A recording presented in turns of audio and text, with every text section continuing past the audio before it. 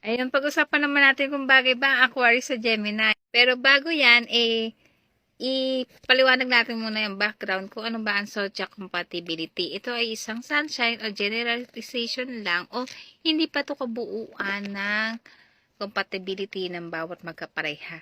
Malalaman ang bawat compatibility talaga ng magkapareha sa kanilang mga birth chart.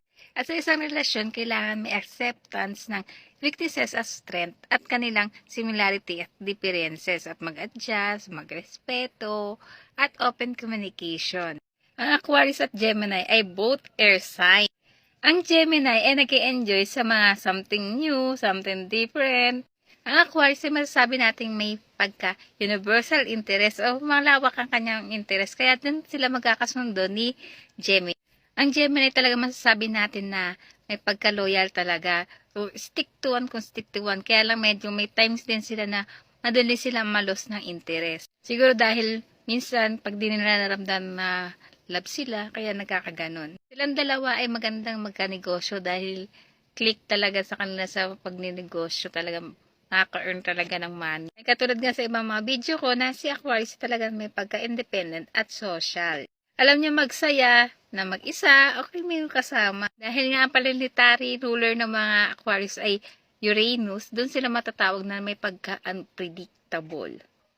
Ang mga Gemini ay may pagka-talkative, may pagka-charming, may pagka-intellectual, kaya alam nila kung anong gusto nila talaga. Ang mga Gemini ay mga matatalino pero sila yung taong mga low-key lang, hindi masyadong pinapahalata o sinasabi o pinagyayabang ito.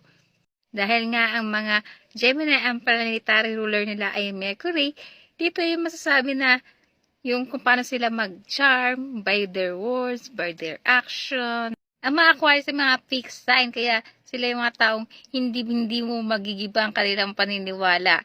At ang mga Gemini naman ay mga mutable sign o mga taong madaling maka-adjust sa bawat sitwasyon. Ang Aquarius, kapag di mo pinahalagahan, talagang aalis yan. Kaya parang silang katulad din ni Gemini, may pagkaganyan din sila. Pag hindi nila naramdaman ang worth nila, talagang wawalan sila ng interest. Ang Gemini at Aquarius ay parehong masipag, pero sila rin yung mga taong kaya magsaya. Ang Gemini ay may pagka-quick-wit. Doon sila magkakasundo ni Aquarius dahil may pagkawiti rin ito. Ang Gemini loves learning and exploring new ideas. Ang Gemini ay may pagka-social butterflies. Talagang sila yung mga sa crowd na madaling makausap o pag-engage. Ang mga Gemini ay talagang skilled communicator.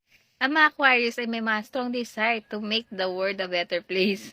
May pa ganun sila, no? Pero madalas, mga humanitarian talaga ang mga Aquarius. Kaya madalas sila yung mga nangunguna sa mga charity events, mga fundraising, yan, nakikisali sila dyan. Ang mga Aquarius ay mga friendly at mga outgoing. Mga Aquarius ay may pagkawiti, talagang sa isang crowd ay madali sila maka-adapt o makipag-usap sa iba't ibang klase ng tao. Kaya nila yung mga joke na pang mga bardagulan, mga joke na pang mga socialite, basta marunong sila makisama. Sila yung mga open sa new experiences.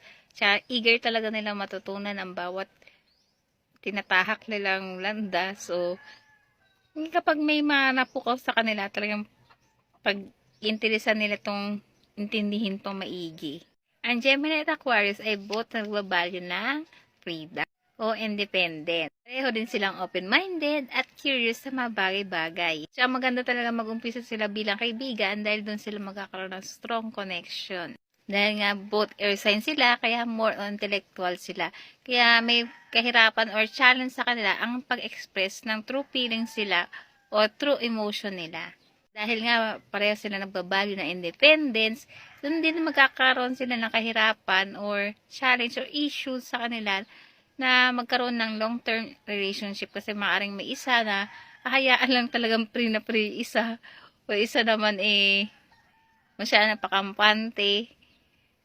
Kaya ang tips sa kanila, kailangan magkaroon sila ng open at honest communication, maging adaptable at open sa change. Ang pagiging visionary nature ni Aquarius at pagiging adaptable ni Gemini ay makakatulong sa kanilang solid teamwork. sa pag-solve ng mga bawat problema. Ayun nga lang magiging problema nila dahil nga sa pag-express ng kanilang emotion, minsan doon sila nagkakaroon ng misunderstanding. Kaya kailangan na may pagka-patient sila, matutong mag-intindi, at mag-encourage ang bawat isa na mag-open up.